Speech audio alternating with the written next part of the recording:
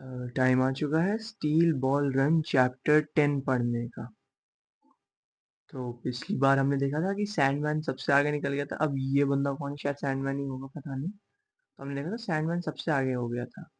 Final state 2000 metres left. तो अब 2 kilometre दूर है स्टेज 1 की एंडिंग। ये वो ट्रेन है जो सारे वो नॉर्मल लोगों को लेके चल रही, जो कमेंटेटर्स हैं, जिन लोगों ने रेस में इन्वेस्ट किया है, और जो नॉर्मल ऑडियंस है उन लोगों को। ये बंदा स्टील नाम का बंदा है जिसके नाम पे स्टील बॉल रन पड़ी है race. They just pass the 2 kilometre mark. The train is finally rounding the hill.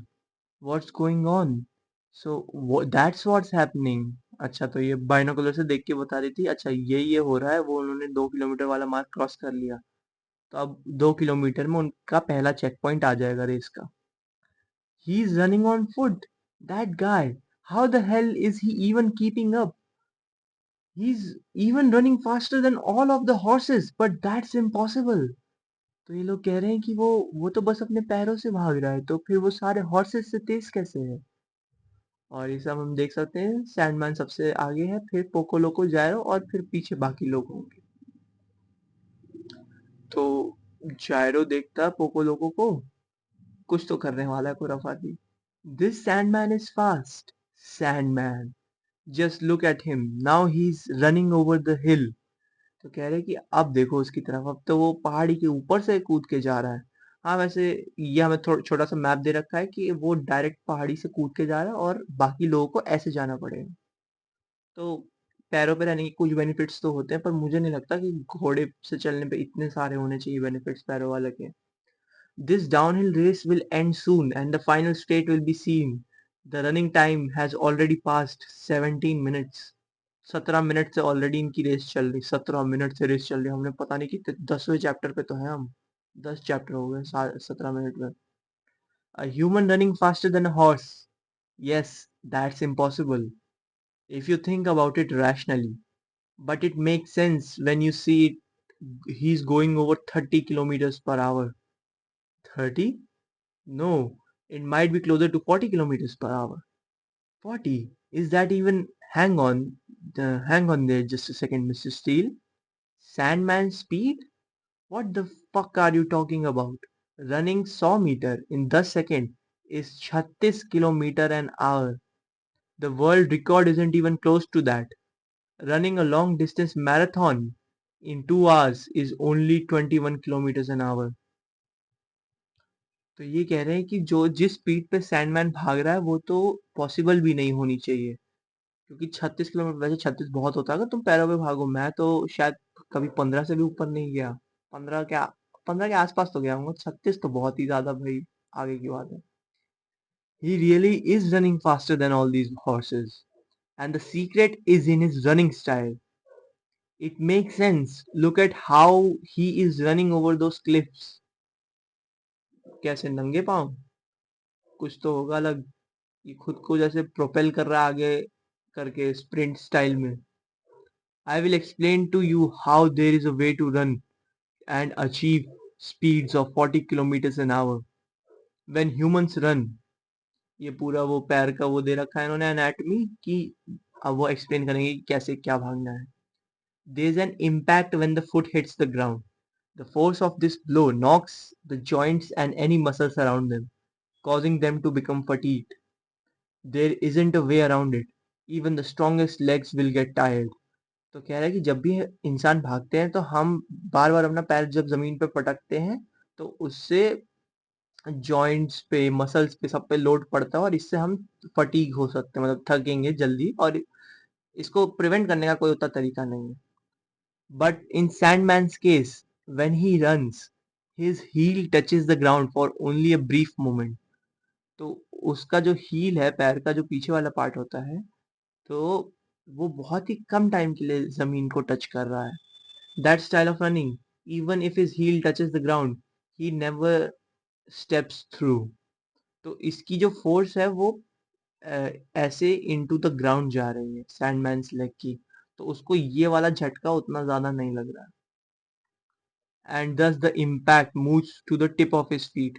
तो जो पूरा इम्पैक्ट है वो यहाँ से जाने के बजाय यहाँ से जाता है।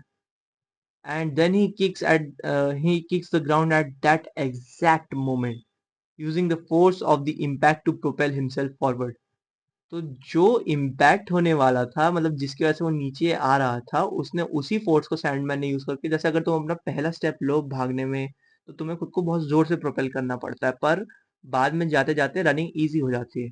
तो वैसा ही कुछ सैंडमैन कर रहा है, अपने ही वेट से जो प्रोपेल होगा उससे हेल्प ले रहा है आगे भागने में, और क्योंकि उसकी हील टच नहीं हो रही तो उसको ज्यादा स्ट्रेन नहीं पड़ रहा। Understand now, the flow of the impact is going behind him, not in front. As such, his feet don't have any damage, nor do they fatigue. जब नॉर्मल इंसान भागते हैं तो हम आगे वाला पैर जब आगे रखते हैं, तो जब ग्राउंड हमारा पैर रिसीव करता है, तो वो हमारे पैर से हम थोड़ा रेजिस्ट करते हैं, वरना हम फिसल जाएंगे ना। तो हम आगे जाने से हल्का सा रेजिस्ट करते हैं, फिर अ, खुद को आगे दोबारा प्रोपेल करते हैं। तो सैंडमैन ने उसको एक ही मोशन बना दिया, तो वो रेजिस्ट नहीं कर रहा, वो पूरा आगे की तरफ गिर रहा है, टेक्निकली मतलब बेसिकली कहना चाह रहा है कि वो आगे की तरफ गिर गिर के चल रहा है। ये खतरनाक होता है थोड़ा तरीका, क्योंकि डिसबैलेंस होने के चांसेस ज्यादा है, पर इसमें एनर्जी भी कम लगती है। स्प्रिंटर्स वगैरह को तुमने देखा होगा, ऐसे ही भागते हैं। And he is able to recycle this force and use it to accelerate even further. This way his speed increases every time he kicks off the cliffs. There you have it. That's how he's going over 40 kilometers an hour. And when landing, he kicks the ground a few times, letting out energy and reducing the impact again. तो जब ये बहुत ऊपर से कूदा, तो ये हल्का हल्का बस अपने पैरों को ना बीच बीच में रास्ते में टच कर देता है, ताकि इसका इम्पैक्ट ऊपर से आने में हल्का हल्का कम होता रहे। और जब ये बहुत ऊपर से नीचे गिरे, तो उसको पूरा इम्पैक्ट ना सहना पड़े उतनी हाइट का, उसको बस थोड़ा सा इम्पैक्ट लगेगा, क्योंकि उसने अपना इम्पैक्ट डिस्ट्रीब्यूट कर दिया पूरे रास्ते भर में। The longer he is in the air, the more time his muscles have to relax. His heels are probably as soft and smooth as an infant child's. ये ऐसा कह रहा है कि उसकी जो हील है वो सॉफ्ट इसलिए होगी क्योंकि वो वहां से स्ट्रेस नहीं ले रहा ना, तो वो हार्डन नहीं होगी, वो ये सब नहीं होगी, वो यूज ही नहीं हो रही, तो वो एकदम सॉफ्ट होगी। Doesn't that make you want to run like that? But you would need very long legs and incredible agility in order to do that. That kind of running. Where did he learn it? Who knows? He probably learned it from his surroundings. And now he's climbing up the rocks, using his hands, feet, and all the muscles in his body. He's just like a cougar. cougar होता होगा कोई जानवर, मुझे तो नहीं पता, कुछ बिल्ली टाइप का जानवर लग रहा है, जैसा होता है ना जैकॉल, और नहीं जैकॉल तो भेड़िया टाइप का, जो भी यार। He doesn't put any force into his feet, and he's much faster here on the rocks.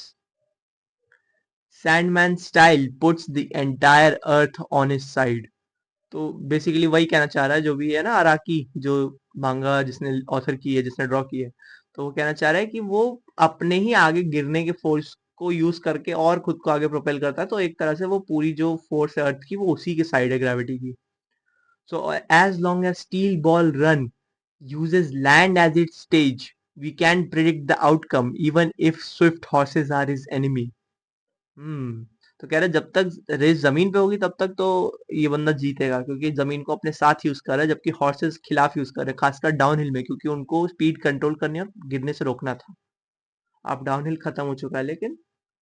और after Sandman it's Pocoloco, and only a horse length away from his is Gyro Zeppeli. तो ये Poco Loco और जैरो बहुत ही ज्यादा आसपास हैं। The rest have also finished coming down hill. We've run nearly 13,000 meters. The wind is coming from Mexico. Santana is blowing. Santana is blowing. Santana तो part 2 में वो बंदा था, पिलर मैंने एक सानवियंतो नाम कर दिया था शायद उसका। How can we even begin to dictate this race? What the fuck is going on here? Shit, he's ahead of me. After resting on that hill for a good 1,000 meters.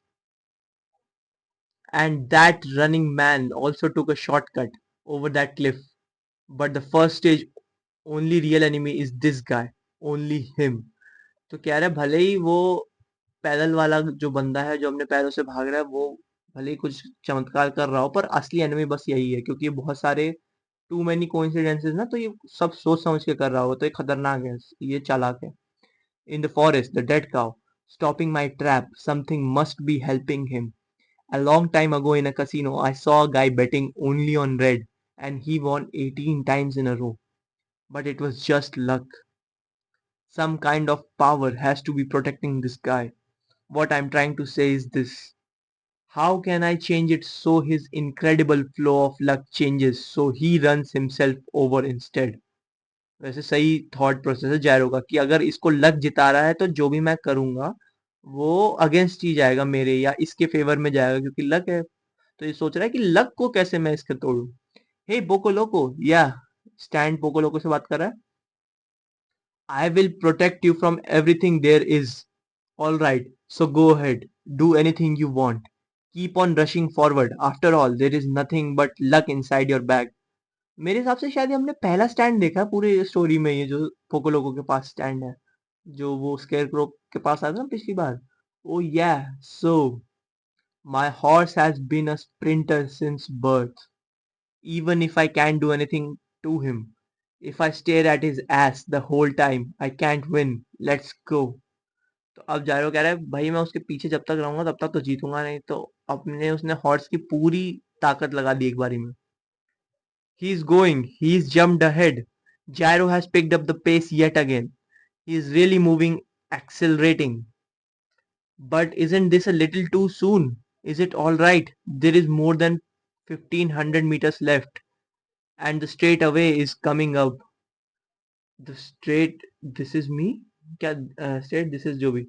तो ये कह रहा है अनाउंसर्स की जायरो बहुत जल्दी ऐसे speed up नहीं करने लगे। जो एंड स्ट्रेच है उसमें रेसर्स ज्यादा तेज हो जाते हैं ना ताकि फिनिश लाइन को पहले क्रॉस कर सके। पर ये कह रहा है कि बहुत जल्दी करने लगा तो इसका घोड़ा थक सकता है एंड तक पहुंचने में।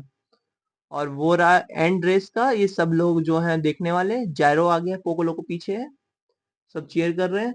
What the hell so many people I had no idea. जो स्टील बंदा है वो कह रहा है कि इतने सारे लोग तो मुझे आइडिया नहीं था होंगे। Wow there are so many people at the finish line. This is the goal. It's an abandoned church. There's a giant crowd of spectators gathered here to see the winner of the first stage. It's really heating up. 10,000 लोग. No wait, it's definitely over 20,000. Way more than the opening ceremony. This is impossible. Mind-boggling. There's no way you can count how many people are there. तो basically कह रहा है कि इतने सारे लोग हैं तो हमने तो सोचा भी नहीं था इतने सारे लोग आएंगे। और चर्च है लास्ट स्टॉप, मतलब फर्स्ट चेक पॉइंट रेस का। Did someone call them? Unbelievable. Even I, he will be a hero. The winner of this race will be a world-renowned hero. The possibilities are endless. This is what the steel ball run is all about. तो अगर पिछले chapter से याद हो तो जो steel नाम का बंदा है वो असल में लल्लू टाइप का है और ये जो लड़की है जो स्टील के साथ है ये उसको कंट्रोल कर रही है, शायद उसकी सेक्रेटरी वगैरह, और ये उसको कंट्रोल कर रही है, ये उसके लिए डिसीजंस वगैरह ले रही है। और हमने देखा ये जॉनी सब रेसर्स के बीच में।